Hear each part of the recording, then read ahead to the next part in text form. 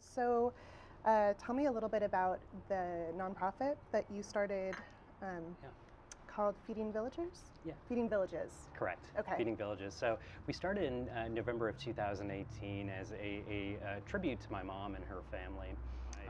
My family and I, we had the opportunity to pass through a village called Ngunga, Okay. which is the village that we're actually working in right now. Yeah. Although the people were very happy, not only to see us, but just with life in general. I mean, their surroundings and the nature that they're exposed to, the wildlife they have. I mean, it's like Eden on Earth almost. You know, it's a very beautiful place, but there are some very real issues going on there. Yeah. One of which being access to nutritious food. You know, we needed to do something. We wanted to do something. So Feeding Villages was born. We reached out to Godwin, and you know, he, myself, my sister Salma, as well as my wife Fatima, wanted to start contributing something to that village, Ngunga.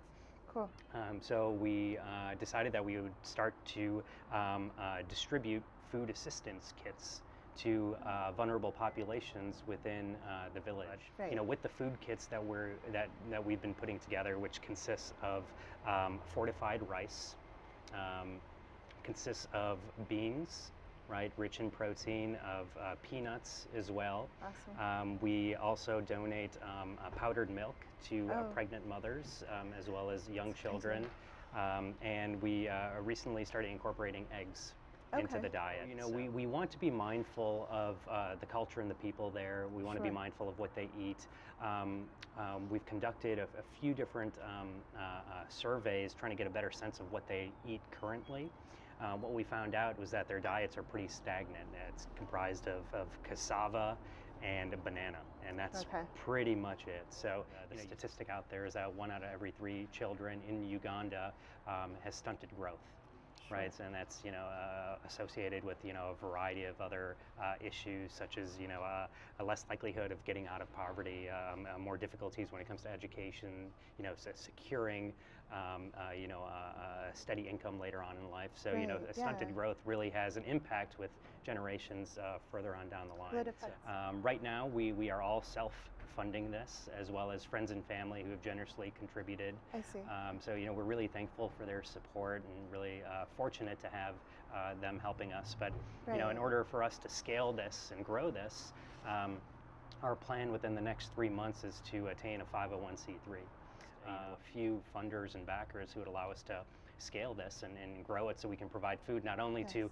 other villagers within Ngunga, but we can spread this concept to other remote villages. We want to take more of a sustainable approach to this as well. Sustainability being, a key aspect to not only our mission and our vision for Ngunga, but we want to empower individuals and educate them Yeah. as much as we can, working with them in that process to better their lives, to better their nutrition. So our Awesome. plan in Ngunga is to partner with the primary school there and develop a demo garden. We see it as more of an educational center, a place where children can come and kind of learn about, what does nutritious food look like. Yeah. Yeah. And they, hopefully they'll spread that idea to their friends and their family members. It'll be a place where parents can kind of come and learn more about how do I grow this particular type of crop. We Yeah. also want to disseminate seeds from there as Sure. well. Yeah. Partner with the local primary school, the school administrators, the teachers, to get them on board to help support them in a breakfast and a lunch food program. So we Wow. want to make sure that every single student at the primary school in Ngunga is well fed. Yeah.